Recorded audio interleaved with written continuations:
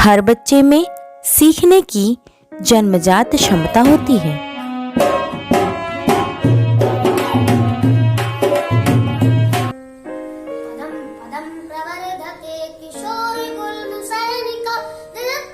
बच्चों के सीखने की प्रक्रिया में माता पिता के साथ साथ शिक्षकों की भी अत्यंत महत्वपूर्ण भूमिका होती है।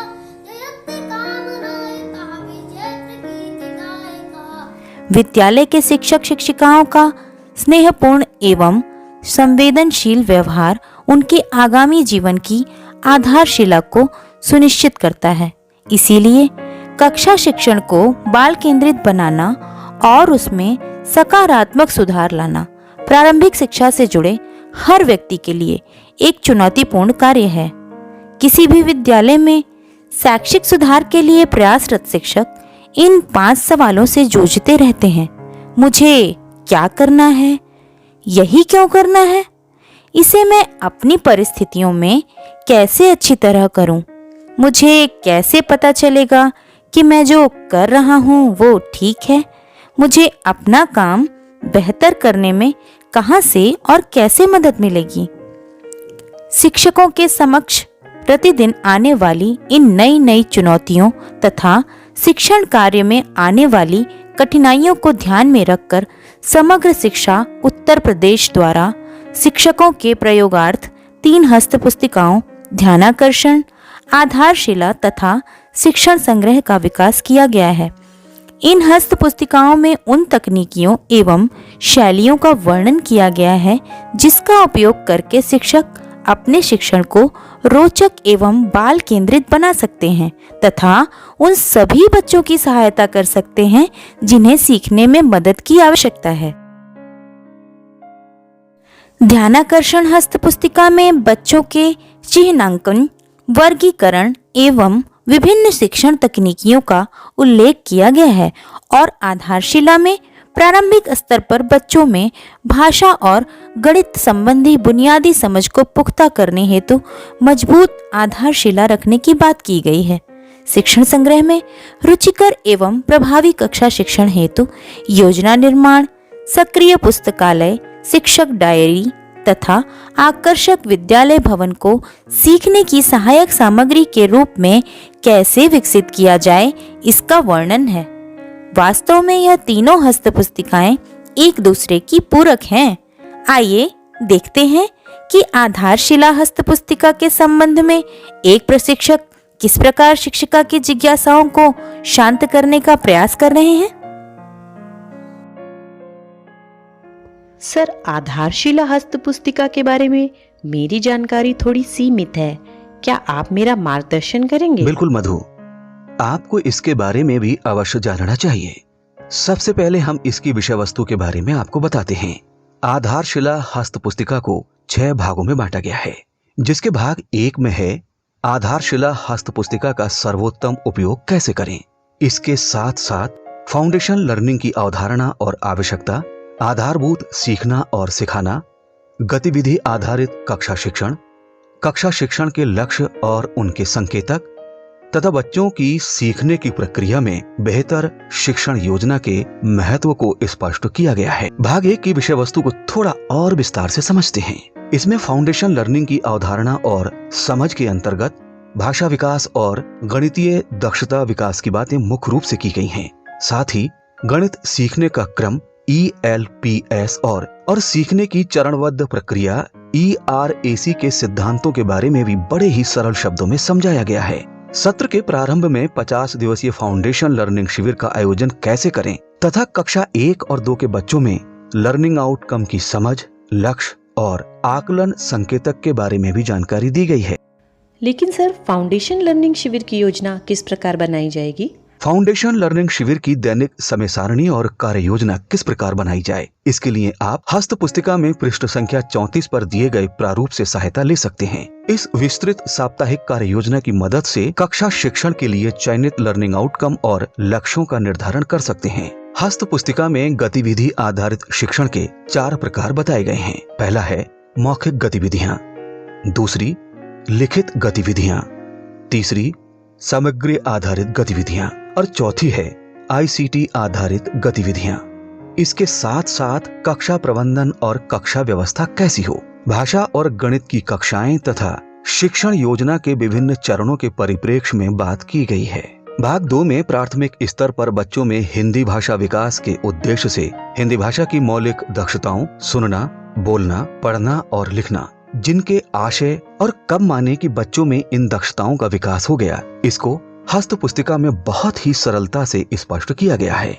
इसमें भाषा संरचना और व्याकरण तथा कल्पना एवं सृजनात्मकता पर आधारित शिक्षण विधियों और आकलन के तरीकों का विवरण दिया गया है। भाग 2 में आरंभिक स्तर पर भाषा के विकास और शिक्षण पर बात की गई है।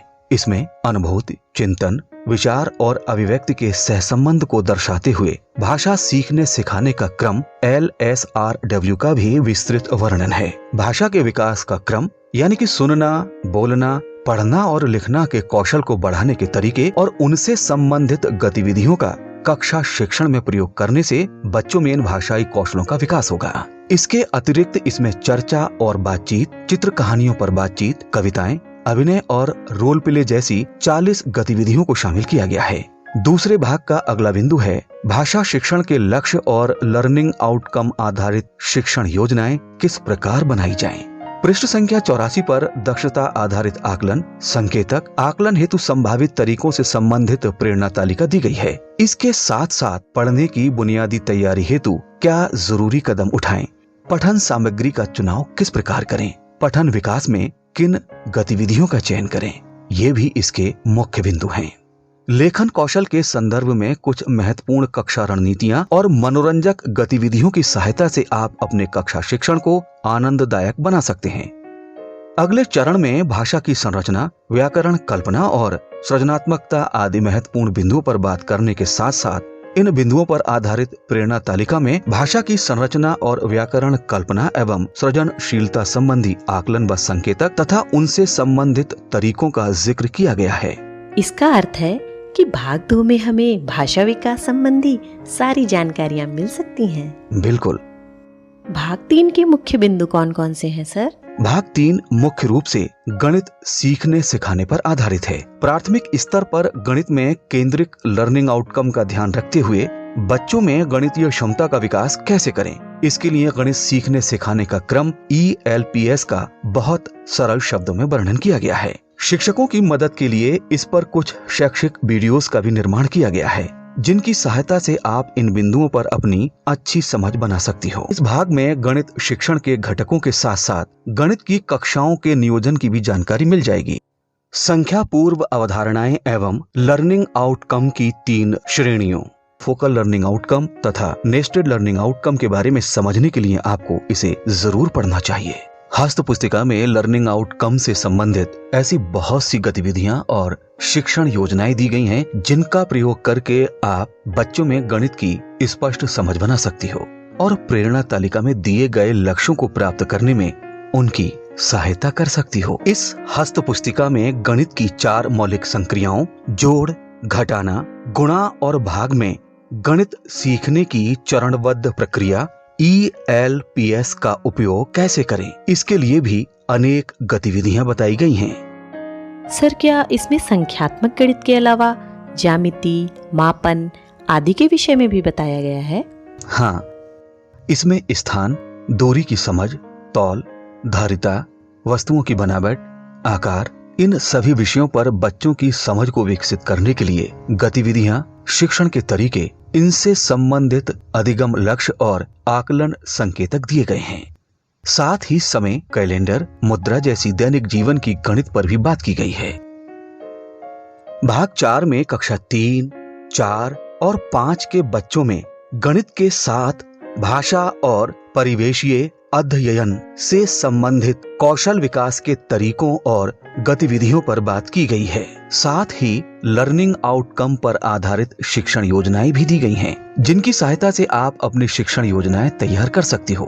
कक्षा 3, 4 और 5 के बच्चों में संख्या पद्धति और संख्या की अवधारणा, गणितीय संक्रियाएं, भिन्न तथा दशमलव संख्याएं, प्रतिशत मापन और ज्यामितीय आकृतियां, समय, मुद्रा, तालिका आदि विभिन्न बिंदुओं के लर्निंग आउटकम की संप्राप्त कैसे हो, इसके लिए भी मार्गदर्शित किया गया है।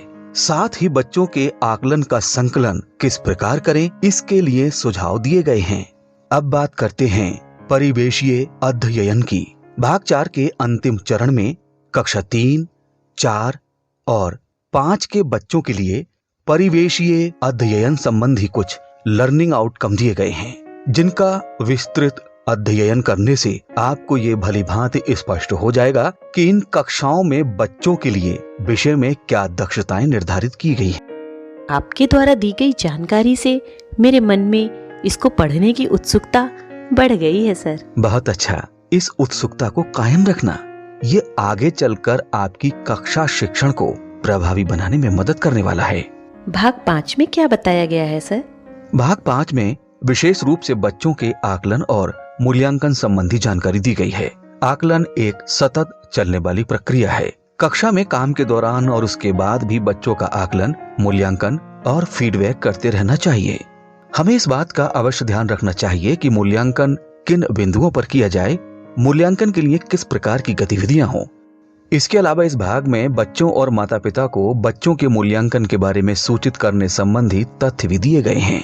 इसके लिए आप पृष्ठ संख्या 258 से 262 तक दिए गए भाषा और गणित के व्यक्तिगत और सामूहिक आकलन प्रपत्र का सहयोग ले सकते हैं। परंतु ध्यान रखना, इन गतिविधियों के लिए कुछ जरूरी सुझाव भी दिए गए हैं, उन्हें पढ़ना मत भूलना। बिल्कुल नहीं सर, बस अब आप मुझे इसके छठे भाग में दी गई जानकारियों से भी परिचित करा दें। बिल्कुल बताता हूँ। भाग 6 में शिक्षकों के आत्मावलोकन और विश्लेषण हेतु उनमें स्वयं के प्रदर्शन, आकलन और सुधार की बात की गई है। शिक्षण प्रदर्शन मानक और शिक्षण विधियों को अवश्य पढ़ना। इसके साथ शैक्षिक सकारात्मक बदलाव और स्व विकास की योजना, शैक्षिक परिप्रेक्ष्य में बदलाव या सुधार के तरीकों, स्कूल, बच्चों व शिक्षकों के आपसी संबंध कैसे हों, जैसी बहुमूल्य जानकारियां भी दी गई हैं। शिक्षकों के स्वयं मूल्यांकन और आत्मचिंतन के लिए कुछ प्रश्न भी दिए गए हैं, जो शिक्षकों के व्यक्तिगत जीवन के अनुभवों और शिक्षक के रूप में उनकी यात्रा पर आधारित है। पुस्तिका के अंतिम प्रश्नों पर फाउंडेशन लर्निंग शिविर की दैनिक समय सारणी और साप्ताहिक कार्य योजना भी दी गई है। इसका लाभ अवश्य उठाएं और कक्षा शिक्षण करते समय किन बातों को करना है और किन्हें नहीं करना है, इनको भी स्पष्ट रूप से समझ लें, जिससे जब भी आप अपनी कक्षा के लिए किसी भी प्रकार की गतिविधि या शिक्षण योजना का निर्माण करें तो आपको किसी प्रकार का संदेह न रहे। एक मुख्य बात, इन हस्त पुस्तिकाओं में दिए गए बिंदुओं पर शैक्षिक वीडियो भी बनाए गए हैं, जिन्हें देखकर आपको अवश्य लाभ होगा। अरे वाह सर, इन वीडियोस की मदद से मैं निश्चित ही अपनी शिक्षण तकनीकियों और शैली में आवश्यक सुधार लाते हुए बच्चों के लिए रोचक, आनंददायक और जीवंत विद्यालय के वातावरण का निर्माण करने में सफल होंगी। आपका बहुत बहुत धन्यवाद सर।